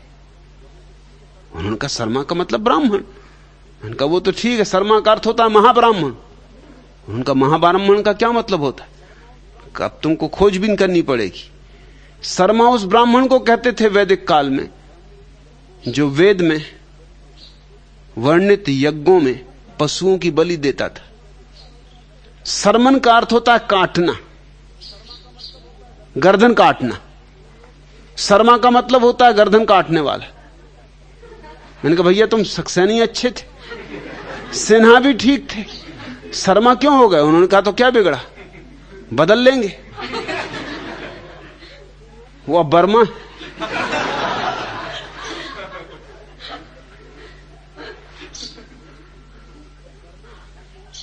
ब्राह्मण हो नहीं सकते थे, इतना आसान नहीं था। तो महावीर के अनुयायी क्या करते? हिंसा गई तो क्रोध गया, क्रोध करें तो हिंसा आ जाएगी। तो सारी ऊर्जा इकट्ठी हो गई लोभ पर। इसलिए जैन समाज अगर धनी हो गया तो आश्चर्यजनक नहीं है, स्वाभाविक परिणाम है। मगर धन हिंसा का ही एक रूप है, क्योंकि जब तक तुम चूसोगे नहीं तब तक धन इकट्ठा होगा कैसे? पानी छान के पियो, खून बिना छाने पी जाओ। खून को कोई छान के पीता?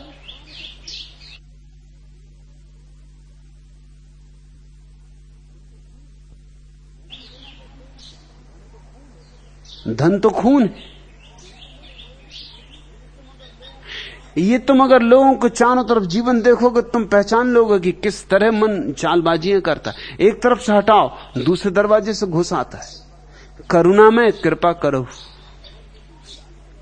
इसलिए गुलाल कहते हैं कि उस परमात्मा से प्रार्थना करना कि हे करुणा में कृपा कर, चरणन चित लावे। एक ही क्रांति की संभावना है कि मेरा अहंकार तेरे चरणों में गिर जाए, मेरा मन तेरे चरणों में गिर जाए। मगर तेरी कृपा के बिना यह भी नहीं हो सकता। इसलिए मैं प्रार्थना करता हूं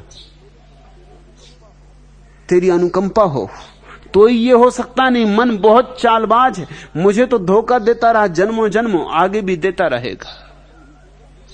सत्संगति सुख पाए के निसुबासर गावे।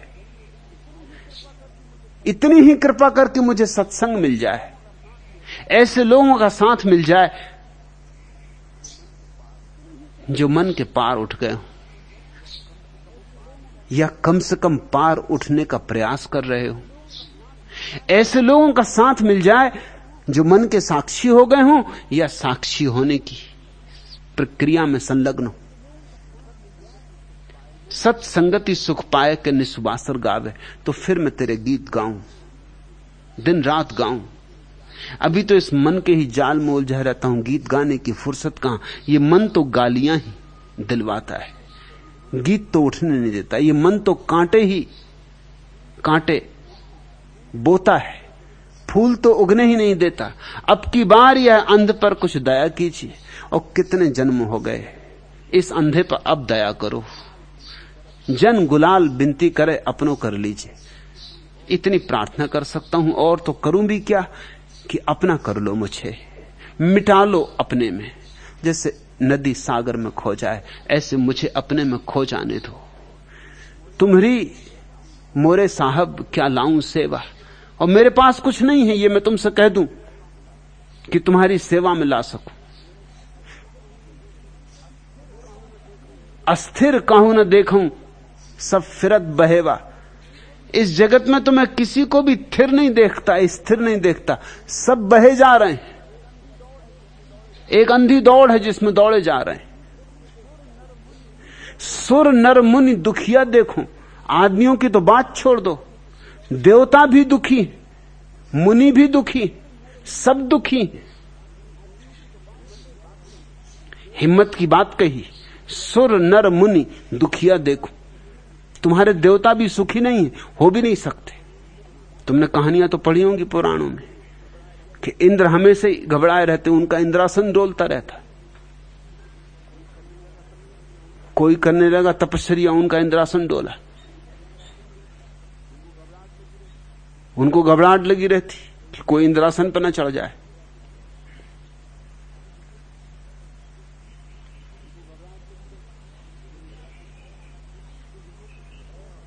तो यहां तो भय और दुख, ये क्या इंद्रासन हुआ, और कितनी चालबाजियां और राजनीतियां देवताओं के लोक में चल रही। सब एक दूसरे की पत्ती काटने में लगे हुए। सबकी आकांक्षा है कि इंद्र बन जाएं, देवताओं के देवता बन जाएं। तो वहां जहां पद की दौड़ है, लिप्सा है, वहां सब उपद्रव होगा, सब तरह की बेईमानियां होंगी। और इंद्र ने हर तरह की बेईमानियां की। कथाएं कहती हैं कि ऋषि मुनि बैठते हैं ध्यान करने और इंद्र भेज देता अप्सराओं को। ये भी कोई बात हुई? ये कोई भले आदमी के लक्षण हुए? यानी कोई बेचारा ऋषि मुनि ध्यान कर रहा है, और वो भी पुराने जमाने के ऋषि मुनि, आजकल के नहीं। आजकल के ऋषि मुनि की तो बात अलग। एक मां अपने बेटे को समझा रही थी कि बेटा ब्रह्म मुहूर्त में उठा करे। ऋषि मुनि ब्रह्म मुहूर्त में उठते। बेटा ने कहा तुम बिल्कुल गलत कहती हो मां, तुम्हें कुछ पता ही नहीं। ऋषि मुनि नहीं उठते ब्रह्म मुहूर्त में। ऋषि कपूर 8 बजे के पहले नहीं उठता, और दादा मुनि अशोक कुमार 10 बजे के पहले नहीं उठते। तुम क्या खाक बातें कर रही? कौन से ऋषि मुनि की बात कर रही? अब तो गए ऋषि मुनि, अब तो ऋषि कपूर और दादा मुनि अशोक कुमार।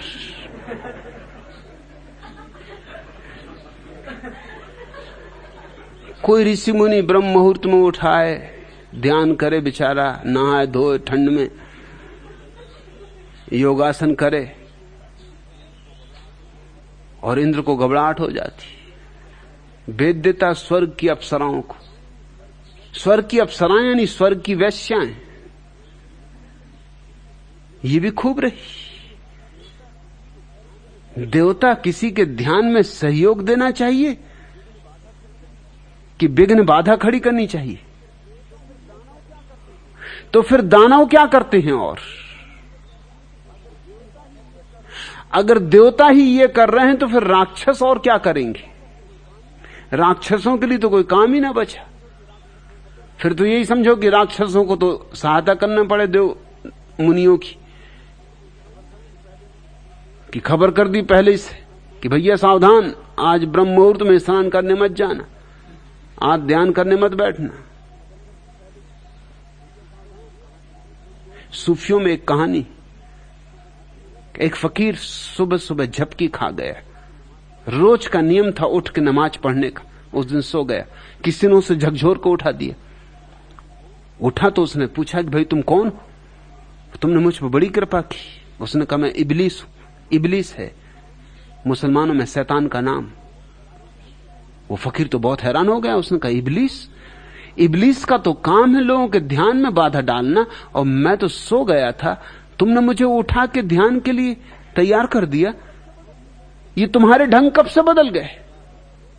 इबलीस ने कहा पिछली बार तुम सो गए थे तो मैं बहुत खुश हुआ था, लेकिन फिर जाग के तुम इतने पछताए कि तुम्हारी 1000 प्रार्थनाओं से भी तुम परमात्मा के इतने प्यारे नहीं हो सकते थे जितने पछतावे से हो गए। सो मैंने कहा भैया बेहतर जगा दो, मरने दो, करने दो ध्यान, नहीं तो पीछे पछताएगा और परमात्मा का और प्यारा हो जाएगा। मगर यहां इस देश के पुराणों में देवता बड़े बेचैन, घबराहट से भरे, प्रतिस्पर्धा है, डर है कि ये मुनि देवता हो जाएंगे तो इंद्रासन न छीन ले। और शायद इन मुनियों के भीतर भी इंद्रासन छीनने की आकांक्षा है और इनको डमाडोल करने का प्रयास चल रहा है। ये तो धर्म ना हुआ, ये तो दिल्ली का पागलखाना हो गया। ये तो इंद्र न हुए, मुरारजी देसाई हो गए कि चरण सिंह ने की साधना और दिया पटका एक। और अब चरण सिंह भी चारों खानों चित्त पड़े, दोनों पड़े।